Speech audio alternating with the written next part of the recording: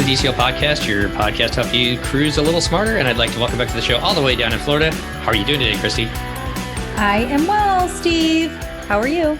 Not too bad. The snow is flying down Main Street. And to talk about that also is Chris in Los Angeles. How you doing today, Chris? Pretty good. It is snowing. We love a good snow winter here in Los Angeles. It's the only snow I can get behind. Let's just say that. And much of the north is already being pelted with snow. I don't like it. Really? I'm supposed to go to DC this weekend for work, and now I'm worried about the flights. Is it snowing? I don't know if it's snowing in DC, but it's definitely snowing. Like Minnesota had early release today at school because it was too snowy. I'm excited. I'm going to the White House. I get to see it all decorated. What? Wait, what? For work, not for the podcast. I'm so sorry. Clearly you're not going to the White House for the podcast, but you didn't tell us this at all. It's very recent. We don't talk anymore, podcast people. Nobody has time. This is our chat, apparently, because we haven't spoken together in a very long time. I feel like you need to sneak like a little DCL ship onto the White House Christmas tree when they're not looking. You could do a sticker. Just to remind you, to even get into the White House Christmas party, you have to be background checked. Wait, so now you're just not going to the White House, you're going to a Christmas party. Now I'm going to have you cut this out of the podcast. Too many details are being talked about here. But wait, Can we not talk about this? On the podcast? Yeah, just this part. How about this part? You got to leave this in. And then we'll just move on. Okay. We'll leave it in from there. Well, I hope you have a wonderful trip up to our nation's capital and a good time at the White House. That's exciting. And the Patreons get to hear about it. Hopefully, fingers crossed, join our Patreon program at DCL Podcast, patreon.com/DCL Podcast. And you can watch it because I'm going to make her tell us all about it. Okay. Live streaming. Then that will happen probably. But yeah, so I'm nervous about flying in the snow all the way there if there's storms. But the snow is below the plane. No, I don't. I more so mean getting stuck. I have a family in a place where there is no snow. And what happens when you travel during this time of year is randomly something will make you stuck in a place you don't want to be stuck in. So that's what I'm worried about. You know, what's beautiful is that DC is very easily attainable to other places. You can fly to Orlando, you can give me a hug, and then you can fly to LA from here. I almost booked a flight with a layover in Orlando, but honestly, just because everyone keeps talking about Terminal C or whatever it is, saying how pretty it is. So you wanted to lay over just to see it? Oh my God. We could have been at the airport at the same time. I'll be at the airport next week. Well, maybe, but not anymore. No, I think my layover city is San Francisco both ways. So before we started recording this, everybody was worried about whether we were going to be able to, how long it was going to go. And it's going to go long. It's going to go a long time, I think. So let's jump into it. This is our December Cabana show where we're going to talk about a bunch of different topics and talking about travel. Disney Cruise Line kind of had another big week of announcements, didn't they? Yeah. So many. Here's the announcement that was missing. Where is January 2024 or winter or whatever, 2024 bookings? When is it opening? Where are they? What is happening? I don't even know where to go now as far as that goes. At this point, it's got to come out in the next week or two, right? Otherwise, you're going to have to wait until January. Right. So my prediction, I want to hear your predictions. So my prediction is it comes out, they tease it Thursday or Friday for new bookings beginning on Monday the 5th. What is your take? That makes sense. I also, not to say that DCL is by any means the most lucrative part of the company, but I do think Bob Iger coming back could have potentially meant let's make decisions, because if you think about it, the Treasure was ordered under Iger's leadership or whatever. But from all the articles I've read, the Rando Dream, whatever, was not ordered by Bob Iger. This was a Bob Chapek decision. So I wonder how Bob Iger feels about this giant new ship not designed by DCL that is in theory coming out in 2024. So I could see them being like, should we alter our 2024 itineraries to accommodate this brand new ship? Should we not? What's the vibe? No, personally, though, I don't think that for January through May, the beginning of May, they can't alter anything. It's the same boring islands, the same boring stops, the same itinerary everywhere, but it gets everybody out of the awful snow. And I think that they're too late in the season to make that kind of change. They're not renegotiating contracts. Those have already been put in place. You mean for like docking fees and itineraries? Yeah. But I do think that what happens in January through May matters for summer 2024, right? Because they want the ships to be in the right places. That is true. But they have to already know, right? Right, Steve? Probably. Like, don't you think? Well, they should have an idea of when the Treasure is going to be joining the fleet, or a rough idea. And I would hope that it'll probably go a little smoother than the Wish, since they just got done, bringing the Wish on board. And as far as the Global Dream goes, that's not till 2025. So that really doesn't play a factor into that time frame at all. So, I thought it was 2024. I don't know why. Isn't it like done? It was 85% done, according to articles. 85% done for another cruise line. Correct. Yeah, they're going to have to gut the inside, change the layout of the rooms, do a bunch of stuff with the rest of the ship to make it more Disney. But look at how quick, if you think about it, how undone, although the design element takes forever, right, to decide what to do. But look at how undone the Wish was once it was like setting sail and coming to the United States. Like the atrium wasn't done. All these things weren't done right.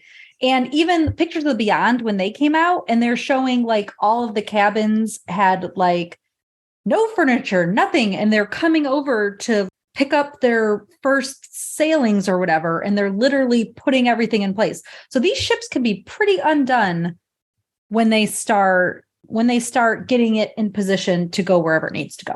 But the undone part, correct me if I'm wrong, is like soft goods, right? Like couches, beds, carpets, right? We're not talking like actual shelves and layouts of the bars and stuff, right? Well, right. The layouts would have to be done. But Chris, do you recall like actual electrical light fixtures were being placed on the Wish when we were on our Enchanted preview sailing? Preview. Yeah. Either way, Steve, here's the real question, Steve. Do you think there are going to be 4 funnel suites on the Dream? 6. Because there were 6. Aren't there funnels. 6? Yes, but 2 of them have to be practical, okay. Right? Yeah. I don't. I'm curious. I have not heard a lot of positive remarks about the funnel suite on the Wish, to be completely honest. So I would be surprised if they did 4, but you never know. Well, listen, you would pay to stay in it if you won the lottery. Would you though, just to go on the dino slide? Like, I don't know if I would. I would stay in a royal suite first, or maybe I would throw like, the children or something in the tower suite. I mean, let's revisit it when we win the lottery, but I like the Wish funnel. We're all over the board here. I wanted to talk about the Global Dream just real quick. This is just me speculating. I think it'll probably still go through. It is a huge deal on their part. If there's a way that Iger and they decide to get back out of the contract at this time and it's easy for them to do, maybe they back out of it.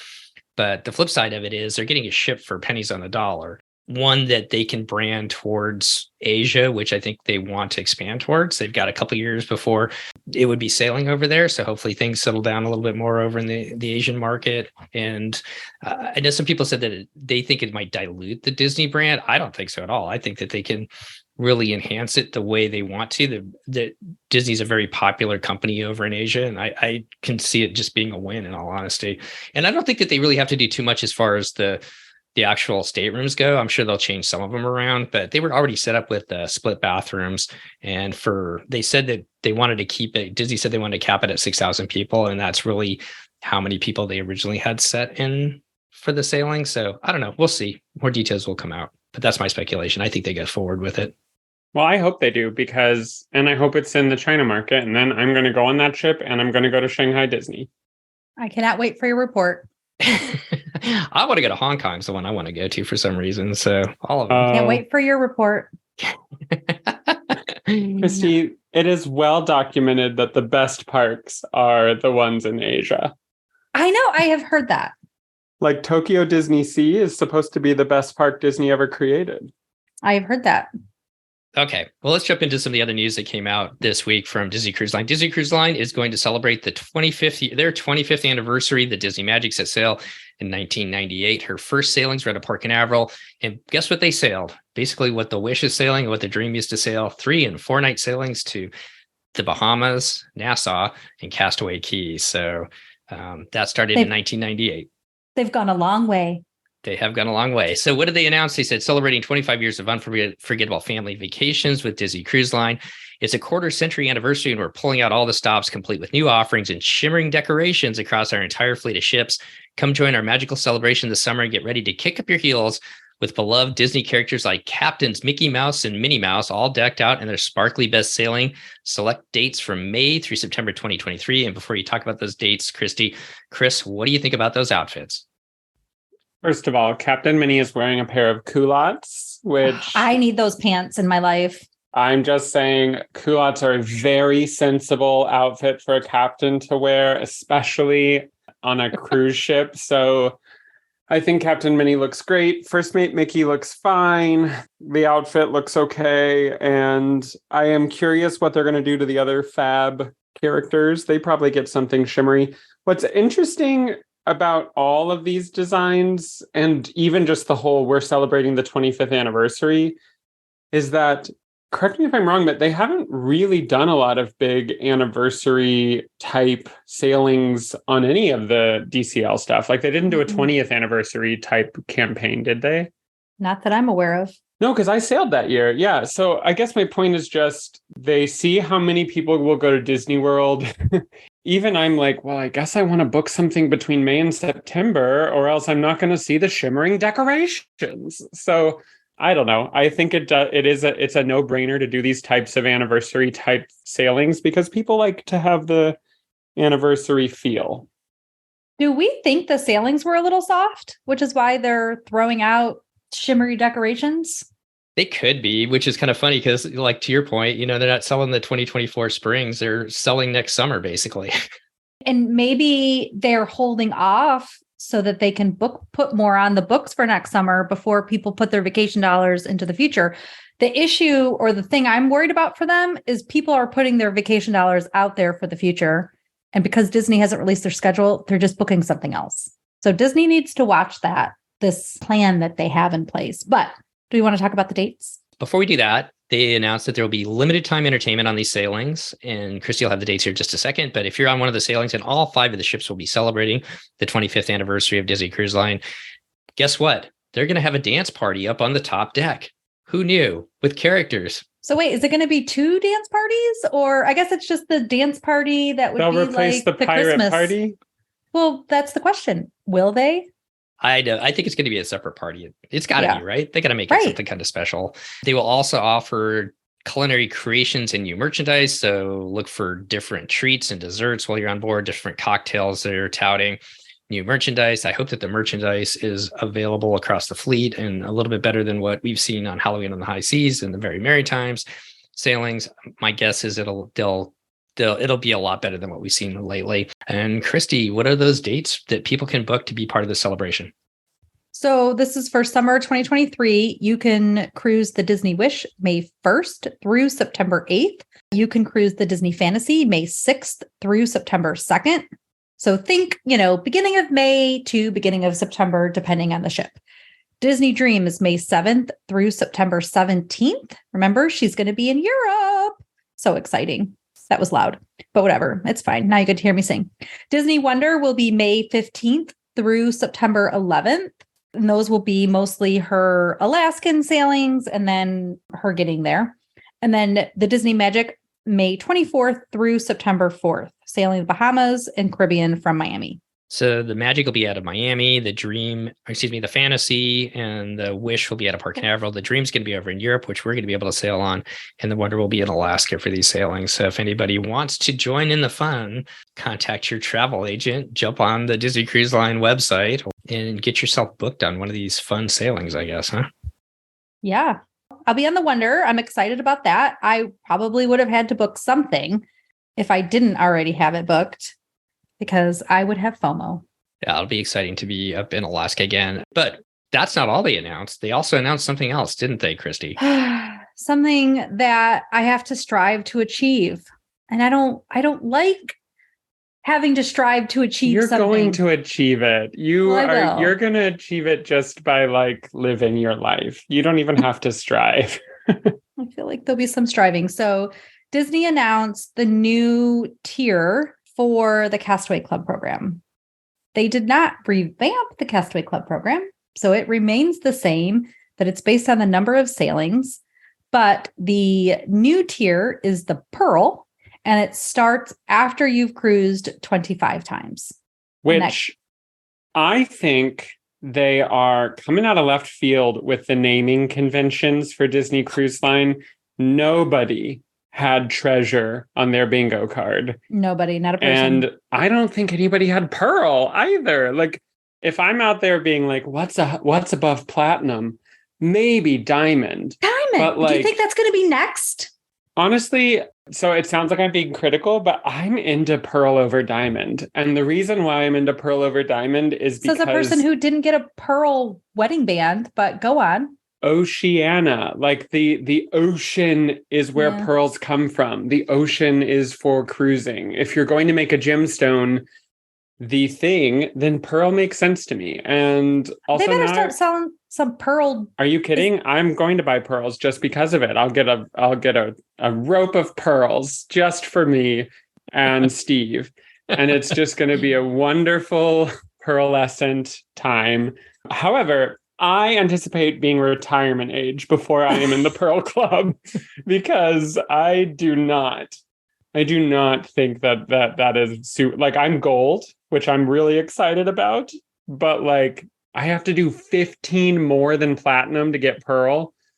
That's shocking. So, Steve, how far away are you from Pearl? Oh, what are we, 10 cruises? So we're at 15. Well, there you go.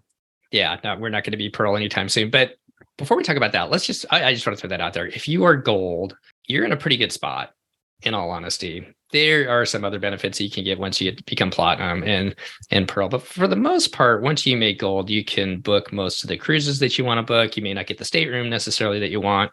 You're probably not going to get a cabana on Castaway Cay. Nobody's getting a cabana anymore. Not one person. But the reality of it is, as these cruises come out, you can basically get on whatever cruise you want to without too much of a worry about it. So I think that's probably one of the biggest benefits of the Castaway Club. Everything else is kind of like smoke and mirrors. I mean, I'm not going to say a free dinner at Palo is definitely a nice perk, but I think being able to make sure that you're going to get on the itineraries you want is probably the best thing still right now at Disney Cruise Line. What do you think, Christy? I don't disagree with you on that. They eventually have to restart the check-in before 30 days, right? Because that's ridiculous, where every single person, and it glitches and it doesn't work.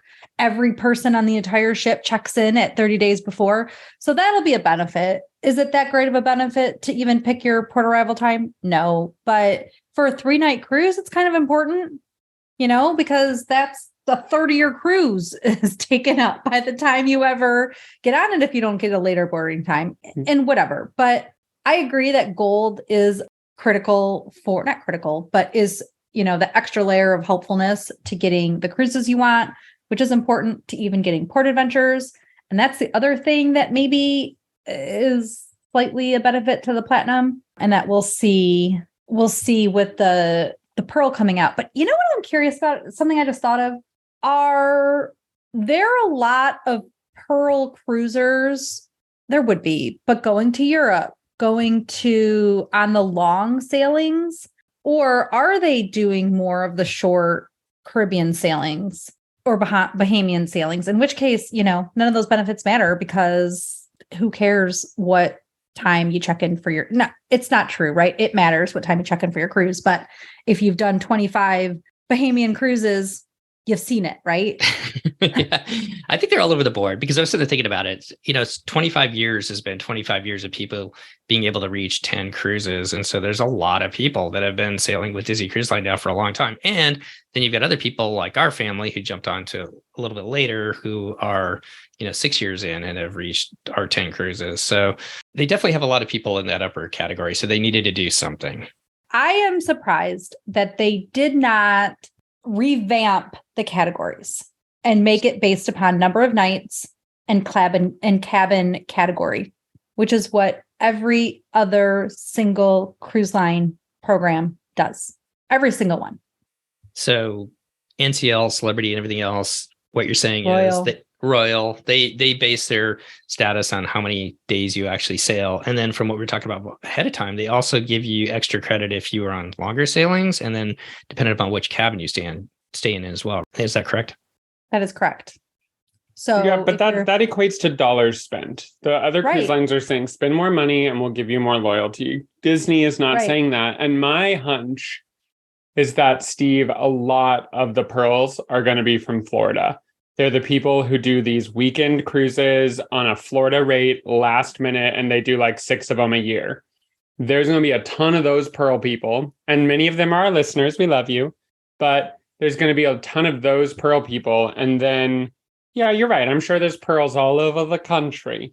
But I do think that the DCL loyalty system does reward local Floridians who can do 3-day cruises way more than it rewards people who spend a lot of money. Yeah, which is a little shocking, right? You know, if you sailed 6 times in a Royal Suite and your status is gold, that is just different than every other loyalty program. So what do we know for right now? Not too much. That's still to be determined as far as what benefits you're going to get as. Yes, what Pearl will get you. What Pearl will get you. What we do know is, at least for now, the online check-in process for everybody is still 30 days prior to check in and get your port arrival time. But as far as booking activities, what they've come out with is that Pearl will be 125 days prior to your sail date, Platinum 120 days, Gold 105, Silver 90 days, and then 75 days for first-time cruisers. So that's about all we know right now.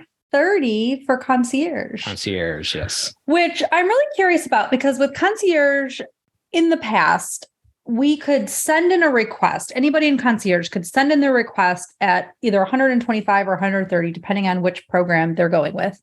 You didn't find out what you received, and you couldn't like go in and look until the 125 platinum date time. So we send in a request and they do it and they book it for you basically before anybody else can book. But you're not technically booked until the platinum time, and you don't get to see what was booked until the platinum time. You don't get to add things or move things until the platinum time. So if it really is 130 days, I am curious if the concierge guests will be able to log in and see what the excursions all are, what they actually had booked, because like you would have to wait until midnight at 125 days to see if you have a cabana. Now, with the internet, I hate to say it, but these Facebook groups kind of ruined the concierge's ability to get cabanas because everybody learned about it and everybody knew what to do. And so they're just harder to come by. So they're not even a given for concierge anymore. So anyway, that's my that countdown. I want more information. I always want more. And before anybody shoots me, obviously, just because you're gold does so not violent. I know it doesn't mean if anybody gets frustrated, just because you're gold doesn't mean you can get every cruise, because obviously those trans-Pacific cruises filled up really quick. Yeah. So really quick. That was a tough one to get, but for the most part, you can get basically what you want. Any other thoughts about the Pearl Castaway Club status? No. See you in retirement. Oh, here's one thing I saw. That's funny. There was a line that said that the benefits for the original tiers were remaining the same. It was something along those lines, which led me to believe we're not going to lose anything. Like, we're not going to lose our Palo benefit. Yeah, because 25 cruises is an outlier of a DCL fan. Like, I'm sure there are a lot of people who are at Pearl level already, but in the overall Castaway Club, it's got to make up a very small amount. And I bet you they crunched the numbers and decided what amount they could accommodate in that level to start off, and they can always up the levels later or revamp the entire program if they really want to. I mean, don't forget, this is a different type of loyalty program, but Starbucks changed their loyalty program to dollars spent, and it used to not be. It used to be every 6th drink or every however many drinks, you get a free one. And so people would go and buy Pike's Place, just a cup of black coffee for $2. And then their 5th or 6th drink would be like a Frappuccino with 80 shots. And like, that was their big thing. And Starbucks was like, no, we're changing it to be points per dollar. Mm-hmm. And they were like, by the way, we did the math and almost all of you will benefit from this new system. Like it was like the only people who won't benefit from the point per dollar system are the people who were doing 3-night cruises constantly. But everyone else, you'll get more bang for your buck in the new system. And that's how they kept people from rioting. What other cruise lines? So Celebrities program was the number of cruises to Elite, which is their platinum level, essentially. But you could still get a double point if you had a suite or some stuff like this. So they allowed, though, everybody who made it to that level before they revamped their system remain there, which is what they would do. Every platinum would stay at platinum. But to get to Pearl, it would be based upon the dollars or the number, their new system. I'm just shocked that they didn't do that before they came up with this new system, because they could have kept all the platinums, but then said, these are the points you have to earn to get to the next level. This was the time to do a reset, wasn't it? And yes. Now I don't think it's going to happen anytime soon, but We'll see, I guess. Nobody thought Chapek was going to be out as quickly as he was, and he disappeared quickly. So just like on my cruise, the first night there, and then all of a sudden my phone and social media and everything was blowing up about the Chapek news. Yeah. And I don't mean to make light. I hate to see anybody lose their job, but I'm not. Chris and I'm not particularly worried, Steve. I'm not worried about him that many millions. I'm just saying, if you're getting a golden parachute out of a multi-billion-dollar company, then you're going to be okay. I mean, sorry that you're having a hard week, of course, but any CEO on a vacation, you'll be fine. Yeah, any CEO losing their job in this way is still getting a hefty severance package. But I digress. The point is, Iger also said, so yesterday was like a town hall with employees. And of course, many Disney employees are also Disney fans. So a lot of them asked questions we would be interested in. And one of the questions they asked was, are the reservation systems going to go away? And Iger said that he doesn't know much about the reservation systems because he's never used them, but that he plans to study the reservation system and the benefits of it, and then meet with Josh and decide what to do. So I'm just flagging that this thing that everybody hates, I actually don't think it will go anywhere personally, because it really does help them with staffing models.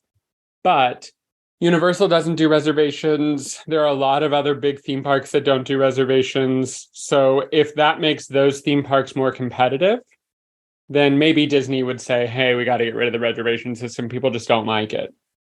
We'll see. Well, and making things more difficult, right? The goal, hopefully one day, will be to make it less difficult. And honestly, I really think that these CEOs need to stop being walked through the back of the park. They need to take the transportation that everybody else takes. The heads of parks, they need to go through a queue. They need to make a reservation system, be blocked out of a reservation, try to modify a reservation, make a dining reservation, do all the things that you're asking the people to do, and decide, oh, does this really make sense to keep this here? Can we really do this? Did you guys ever watch that show? It was like the beginning of reality TV, like before it sort of was a Real thing. World? Where these, right? Where these CEOs went and did the jobs. Like the NCL CEO went and like Undercover Boss. Yes. I love, Chris, that you have all the answers in your pretty little head of all of these types of pop culture things. They need to undercover boss their own situation and utilize these, go to the parks, experience it, eat the food, stand in the line, take the dumb boat, go to the park and park without having a tram pick you up. They need to do all those things so that they can be in touch with reality and what people are experiencing. Valid and valuable. Also, I really wonder when's the last time a CEO of the Disney company sailed on a Disney cruise. Well, I think Chapek wasn't Chapek on the Wish? I don't remember seeing any pictures. I remember seeing Josh D'Amaro front and center in all of the publicity photos, but I don't remember Chapek sailing on the Would they have put him in the publicity photos? Everybody boos him. Yeah, I think he was there for the christening. I think maybe that's where I saw him. So, oh yeah, he got rained on. Yes. All right. Well, before we finish up, we're going to touch on Chris's experience at Fantasmic. Do you want to stick around for that, Christy, or do you need to get going? I am going to run off, and I will tell this podcast why. Today is my Florida house move-anniversary. So the first 2 years ago when we came to Florida, we went to dinner at Three Bridges. And today we are going to go to dinner at Three Bridges. And that's what we did last year. So this is our move-anniversary day. So I'm going to go and celebrate with my family. And if you haven't been to Three Bridges, that's an amazing spot. I think it's comparable to Geyser Point. If anybody's been to Geyser Point, you're out there on the water and everything like that. The food is amazing. And I'm just excited for you and the family having just an incredible first year there, Christy. And I hope just more excitement to come for you guys. 2 years. 2 years. Sorry. It's okay. Time flies, right? It does. Man, holy cow. I can't believe it's been 2 years already. So anyways, I hope you guys have a wonderful evening tonight. Just a wonderful dinner. And thanks for jumping on with us today. And I'm going to listen to the Fantasmic stuff later. Bye, everyone. Bye. Before we talk about Fantasmic, though, Chris, I did not pay attention to too much as far as the town hall goes with Bob Iger yesterday. Was there anything else? I know that you've got friends that work for the company still. Did anything else come out of it that piqued your interest? Yeah, like my Imagineering friends were saying that they've been viewing 2026 as like a year that they quit Disney because Disney is moving to Lake Nona. They're moving the Imagineers there. And many of them are just not willing to relocate to Florida from California. They were, I think maybe the first question out of the gate was like, are we actually going to have to move to Florida? And I think he was sort of non-committal. He was like, I'll review the timeline. I'll look at, the viability of moving the company there. I think, what's sad is if they don't end up moving to Florida, they've already lost amazing Imagineers who left as soon as the announcement was made that they were going to move to Florida. But there are people who are hanging on, hoping that the company changes their mind. So we'll see what happens with that. I'm trying to think what else was interesting. There was a little bit around like the layoffs. So it seems like the hiring freeze that was announced is happening, but the layoffs are being reevaluated. So he is continuing to make sure that they don't spend more money hiring new people, but firing people or laying them off is not as sure of a bet. I think there will be layoffs, but maybe, hopefully, he'll be able to scale that back a bit so that people don't have to lose their jobs. Because it's one thing for a golden parachute CEO to lose his job. It's a whole other thing for people in random departments that are just like not profitable to lose their jobs, considering that we've been in unprecedented financial situations, basically middle managers. So all that to say, the call was definitely to try to boost morale. The cast members, since that email from Chapek, have been sort of beside themselves with how poorly their company is going. So, and for those of you who don't know, the Iger deal, I think, is something like $23 million. So it's a huge amount of money over the next 2 years that he's getting to come back and save things. So it's also a best case scenario for him. He gets to like polish up his bank accounts and investments before officially retiring. But yeah, we'll see what happens. I'm excited because that means he'll be at the next D23. I can't wait for that. I love D23. So were people excited then? Or did it boost morale? Did it do yes, the job? My friends who are cast members are essentially just like, this is best case scenario. We really liked things under Iger. We'll see. I do think that maybe people wouldn't have been saying that 2 years ago because there were some unpopular things happening when Iger left the first time that I think cast members weren't thrilled about.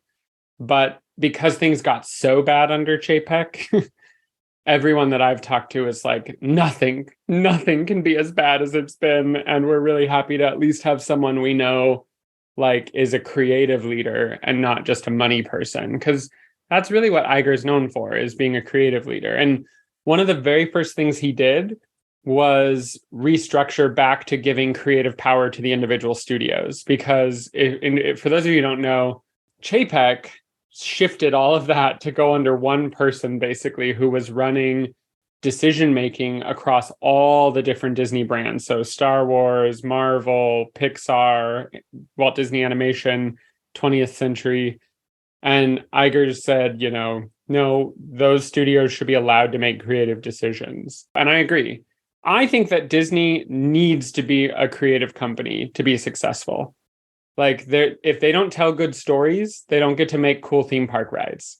So they have to have amazing movies, amazing IP, amazing storytelling. That is going to be the thing that makes all the other stuff successful. So we'll see. Everybody's got a different opinion on it. To me, it just felt like the soul. Disney kind of has a soul was kind of being sucked out of it. It seemed kind of hollow. And from other podcasts I've listened to, I know that the Imagineers had been cut down to almost in half from whether attrition or people leaving the company or anything like that. And to your point, if you don't have those creative people around to create those stories, and then your brand or the Disney brand seems like it's really going to suffer. So it doesn't surprise me that Iger's not going to make any changes drastically over like Genie Plus, reservation systems, keep things going the way they are initially until he has a good look at it before they can make a decision to move in a different direction, if it makes sense. Yeah, he has to look at it. But he posted, I think, on Twitter, a picture of him back at the studios for the first time, which is where his office is. Every Christmas, they decorate one of the studio buildings. The pillars on the building are the dwarfs holding up the building, and the very top is Dopey. And every year they put a giant Santa hat on Dopey, and he posted a picture, like a selfie with the Dopey Santa hat behind him, and was like, "It's good to be back. I'm super excited to be here." So at least the mood right now is excited because people just didn't feel like it could get any worse. But will it get way better? Remains to be seen. Because we try to be generally positive on this podcast. We do, but one thing that we've talked about is that some of the Disney experiences have started to feel just like cash grabs. One after another. Everything is just about making money, and everything is an upcharge. And the upcharges are more and more for less and less. Hopefully, Bob Iger will see that is not a very good long game to be playing, because Universal's opening a brand new theme park, the first brand new theme park in the U.S. major new theme park in the US since like Animal Kingdom or Islands of Adventure. That's a big deal. And also one of the last US theme parks they opened was California Adventure. And that was notoriously the worst new theme park Disney ever made. And they had to work really hard to fix it. And now it's one of the best. I love California Adventure, but they basically had to spend just as much as they spent to open it to fix California Adventure. So my hope is that they put creatives in charge, because creatives are the best. I agree with you there. Well, it will be seen what happens, but I think for the most part, like at least the three of us on our podcast are feeling positive as far as where the company will hopefully be heading in the future under new leadership. So let's turn to your experience. And you're excited to go to see Fantasmic. That's one of your favorite, we were talking about it in our holiday episode, one of your favorite things to do over the holidays. You guys get to do that this weekend. You want to give us a little rundown on your experience there, Chris? Yeah. So some listeners have written to me to ask about Fantasmic, and I have done the Fantasmic dining package, so I can talk about that. But also this weekend was World of Color, the World of Color dessert party that I did. But I think people really want to hear about Fantasmic, West Coast versus East Coast, and what the process is like. So I can answer that question because we've done it. And I think West Coast Fantasmic is amazing. If you've ever been to Fantasmic in Florida, you'll know that there's a giant stadium with seats, and they've built sort of like a mountain out on a stage in the middle of a lagoon. And that's Fantasmic. On the West Coast, our Fantasmic takes place on Tom Sawyer Island. And there is a house-like structure on Tom Sawyer Island. That's sort of a stage, and that's where the bulk of it happens. And they use the sailing ship Columbia, which is the big pirate ship in the rivers of America. They use the Mark Twain, and then they use the island itself to tell this amazing story, right? But they have spent a ton on updating and upgrading the Anaheim-based attraction, the Disneyland attractions. For example, you should go look up videos online if you haven't seen it. They airlifted the largest animatronic of a dragon onto Tom Sawyer Island, lives in the basement of the island and comes out just for the show. And it's huge and all of it moves. And it's so much better than like a dragon head on a stick with fabric wings, which is what they have in Florida. And so just the spectacle in California is so much larger and grander. But here is the hard part. You have to sit on the ground. There are no benches or stadium seating. And if you want to get prime seating, you have to book a dining package. And the options are either the Blue Bayou or the Riverbell Terrace. You can do seated lunches that come with prime viewing.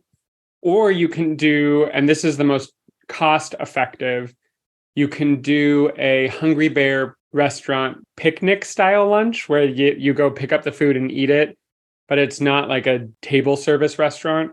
And either one of those will get you seated in the front 3 sections for the show. That is my recommendation. If you've never seen it, I say it's worth it. I think the Anaheim version of Fantasmic is the best nighttime spectacle in any US park, hands down. So you can book that right now, 60 days in advance, and you should. You should do it right 60 days in advance because it sells out every time. If you can, and if you want the best seating, I would say Blue Bayou is going to give you a center perfect view of it, but it's also a much more expensive restaurant to eat in. So that is the overall dining experience for Fantasmic. The other way to get it is to get like a fast pass, basically, or a lightning lane, whatever you want to call it, a show pass, where in the morning you can reserve. And then they do have some walk-up spaces, but if you want to go to the first show, it's really hard to see. It's very crowded. So the second showing might be your best bet in terms of just walking up and finding a spot. But that's the general vibe of Fantasmic in Anaheim. Do you have any other questions, or has anyone else asked any other questions, Steve? No, I think that was it. And thank you for making me look at, because I was saying Fantasmic. I was thinking Fantasmic, but I know that you went to World of Color, which is over in the DCA. The one other thing maybe as a show overall, a little bit more spectacular in Anaheim, but the one difference, I guess, is that they've updated the show at Walt Disney World. So they've added some different scenes there that they don't have at Disneyland, correct? Yeah, so in Los Angeles, we got an update, I want to say, in 2019 with all new scenes, new orchestrations, which was controversial. They took out some old scenes, put in some new scenes. They really, really refreshed it. Everyone was like, why aren't they doing that for Florida? And like years went by, they didn't update Florida's. But then when it closed during the pandemic, in Florida, they took the opportunity to take out a sort of problematic Pocahontas scene and replace it with this really beautiful sequence called the Heroes sequence. And it has Elsa and Moana, and it has Mulan and Aladdin. That's really cool to have a brand new scene. And I've heard nothing but rave reviews about that. So I'm not out here trying to say that Fantasmic in Florida isn't worth going to. 100% it's worth going to. I love Fantasmic, any Fantasmic. I'm just saying if you go to Disneyland, the Anaheim Fantasmic is not missable. Like it should be a part of your plans 100%. What time's the second show if people don't do the dining package and want to shoot for that second show? I think it's like 10:30. So the first show is at 9. And then also you stay where you are for the fireworks, because the fireworks start at 9:30. So like Fantasmic goes, you stay where you are for 5 minutes. They put the mist screens back on. And then while the fireworks are going, they project different complimentary scenes on the island with the fireworks. So it's like your best bet to see Fantasmic and the fireworks all in one sitting. Or you stay for the second show. Obviously, the fireworks are more spectacular in the hub in front of the castle. So you could see that and then have reserved seating for the second showing of Fantasmic if your families are night owls. It'll definitely be less crowded, more cushy if you go to the second showing. So we got about 5 minutes left. Do you want to talk about World of Color quick? Yeah, so World of Color, I think the Seasons of Light is what their holiday show is called. It's honestly my favorite World of Color, which, trust me when I say that that's controversial. A ton of people don't feel this way about it. So take that with a grain of salt. I think you'd be hard pressed to find people who think that the LA Phantasmic is not the best. But the Seasons of Light World of Color, that is a Chris opinion, and not everyone would agree. Part of my opinion is centered around the finale of that show, which is easily one of the most beautiful renditions of Let There Be Peace on Earth. Like makes your like goosebumps go for 5 minutes. One of the most beautiful things you've ever seen is the finale of Seasons of Light. And so that's why I love it. That's why I go every year. And this year we went and sat in the dessert party seating, which means you get a director's chair with a back, a plate of dessert cookies and cheeses. And I think you can get up to 2 adult beverages or unlimited waters, teas, hot cocoa. Yeah, you're sitting in a director chair so you can see above everyone. It's really perfect viewing. And it's one of the few times you get to sit and watch a Disney spectacular. So I highly recommend it as an experience. It's also more affordable than other parties. So the dessert party tickets, I think, are $84, $82, which is a lot of money. Don't get me wrong. But in Florida, some of those dessert party tickets are much more than that. So I would just say, comparably, if that's in your budget, it does make a very nice experience to just sit and watch the show. Can you get wet in that one too? Because you guys are in the zone where you kind of get wet. You don't get wet. I mean, they warn you could, but you don't get wet in our zone, in the seated area. Okay. Just a warning, because I remember we went the very first time we saw it was in December, and I think it was like later the second showing or something like that they had that night, and we just got soaked, but we were staying at the Grand Cal, so it wasn't that big a deal. But yeah, no, that would be rough. But no, most people do not get wet, but just FYI. You're sitting in the back, which sounds like it would be bad, but it's not. The show is so massive that sitting in the back is totally fine. And there's nothing comparable to it at Disney World, is there? The only thing I can think of is the fountains, like at the Bellagio down in Vegas, as far as, and they don't do any of the screen techniques or anything like that. Yeah, there's no like storytelling in that. Yeah. No, it's just the fountain shooting off. But I don't think there's anything really like that at Disney World, is there? No, they thought about doing something similar over at Animal Kingdom, and then it just never worked out. That Rivers of Light show, it ended up closing and never got replaced. Well, I guess last question, is this something that people need to book ahead of time too? Yep. 60 days out. Yeah, you should book it far out. You know, they might have tickets for the second showing again, because less people have kids wanting to stay up that late. But for that first showing, you should book it as soon as you know you're going. Well, I'm glad you guys had a magical time this weekend, experiencing the dessert party, wandering around. I saw some pictures at the Grand Cal and seeing the tree up and everything else. Mm-hmm. Anything else stand out at Christmas time at Disneyland for you? I just love Christmas at Disney. It's so beautiful.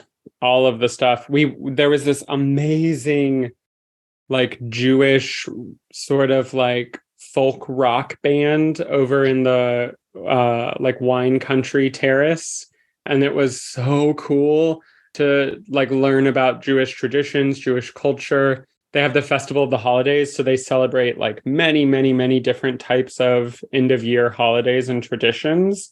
And I loved it. I loved learning more about it. And they had like this really awesome lead singer. So we had food from the festival booths and watched the concert there.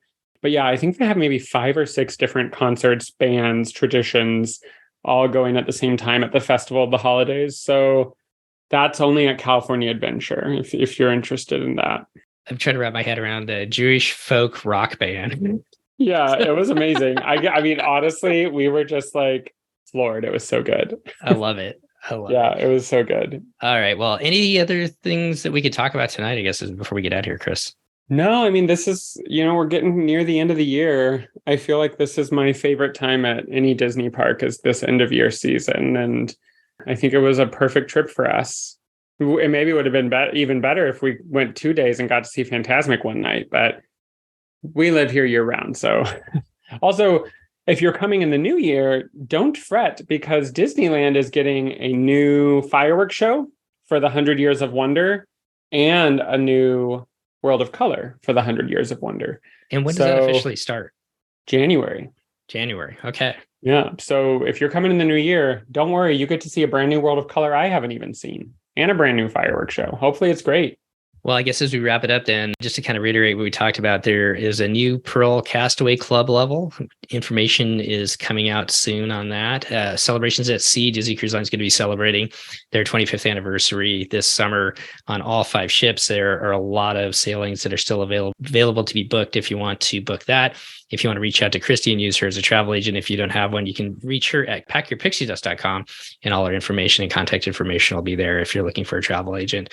And I think that's it. I guess as we get out of here, if you're sailing with Disney Cruise Line, heading down to the parks, or just spending time with family and friends this holiday season, on behalf of the 3 of us here, we want to wish you all to be well, enjoy time with family and friends, and we'll see you next time on the DCL podcast. Goodbye, everybody. See you next year. The DCL podcast is not affiliated with the Disney Cruise Line, Walt Disney Company, Adventures by Disney, or Run Disney. All of the opinions expressed on our shows are those of the hosts and the guests who appear on the show. If you have any questions about any of these products, please contact the Walt Disney Company.